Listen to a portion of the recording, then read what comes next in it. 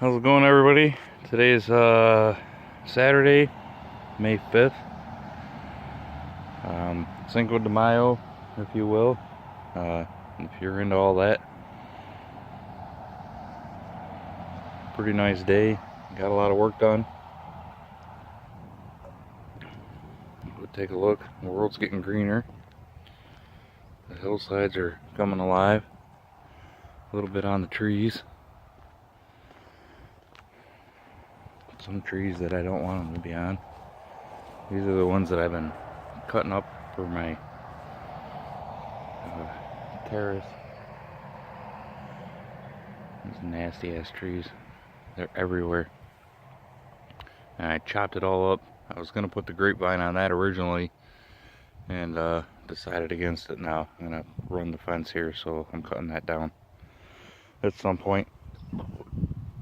So I had a bunch of plants that I had to take outside.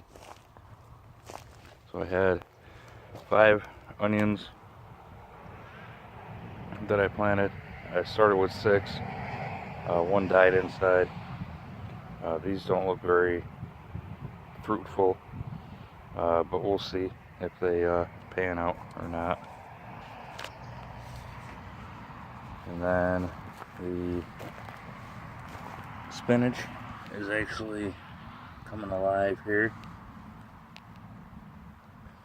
So those are sprouting.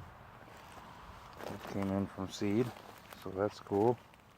The grapes are still alive, so I didn't kill them. The cabbage I planted today, we'll see how they fare. I only had 3.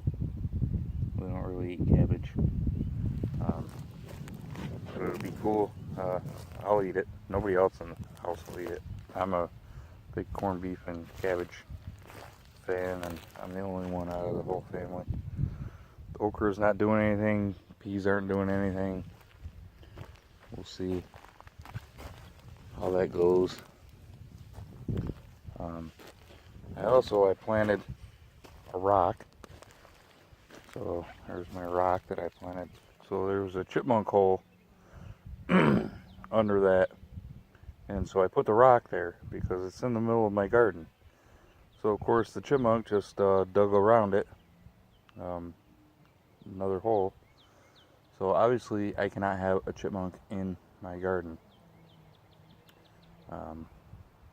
So I poured some kerosene down the hole in hopes that that'll deter him from wanting to come this direction. I'm sure there's another exit somewhere else that he would much rather leave by and never come back again. So we'll see in the next couple days if that's dug out again. Then kerosene doesn't faze him, I guess. Mowed the lawn, looks awesome. Always does when I first cut it, and then obviously within 2 days it looks like shit again. This is about to fill up with dandelions, which is good. Hopefully I can give it a little extra time for the bees to get some dandelions. I might look up and try my hand at some wine this year, depending on how much time I got. I don't seem to have a lot of time planting this garden. So the strawberries, that's doing good. I'm cleared away a little bit more. I had that bag of strawberries that I bought that was just roots, and I opened that up and it was so dry, and I decided against it. Being that they're perennials, I'm just gonna buy some actual plants. It's worth the investment, and get them planted and then go from there and let them spread. But if I buy 3 more, I get a good section of this, and then haven't seen any action out of that jalapeno, but I have multiple other jalapenos to go in there. For the squash, the only thing that I've seen is 1, so we'll see if that actually transpires. I'm not sure if that's squash, just because the other ones haven't come up. And then I planted,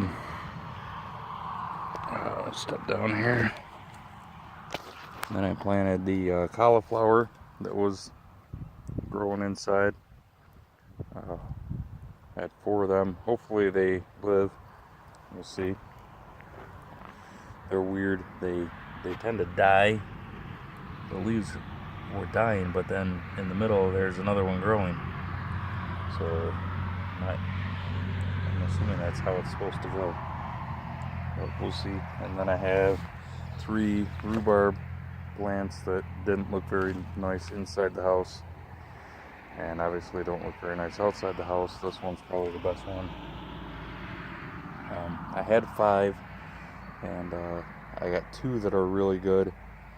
And since I don't really do anything with rhubarb, this is just giving it a whirl. If they go, that's great. If they are able to grow, because they're perennials, so they'll come back. So I'm thinking even if they don't do great this year, they might come back next year. Pretty sure anyway. And the other ones, a friend at work had mentioned something about that their father brought back memories that their father used to have rhubarb growing outside all the time. So I thought it would be really cool to take those good plants and give them to her to grow in out in her yard somewhere. So, and yeah, so that's the telltale sign that we're making progress. So, and then I helped my son today, my oldest, take a couch sectional to the dump, and he was going to get rid of this. So I took that and TV stand, and I'll put that in the garage and utilize that. And then I went to my favorite wood place, scrap place, and got all this nice amount of some 2x4s and some 1xs. Working on that, and a big skid, huge skid that's really nice. Nice wood right there. So that was free.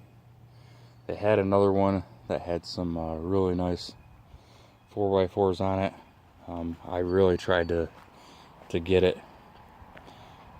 If I hadn't gotten that TV stand for my sons, then I probably would have been able to drag it up and put it up on there.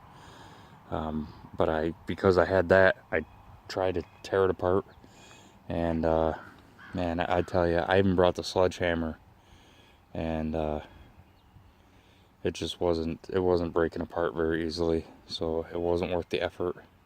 There comes a point in time to where it's not worth the amount of work for the little amount of wood that you're gonna get. You potentially base everything on how much you would make at work. Not that I do that all the time, because I'm not going to make what I make at work all the time. But, you know, it probably would have taken me an hour to get that apart and get it in the truck. And it was probably maybe $10 worth of lumber. So really wasn't worth the sweat and blood, sweat, and tears, you know. So, all right, that's about it. Bustin' hump, gonna do some more tomorrow, and everybody have a great rest of the weekend. See ya.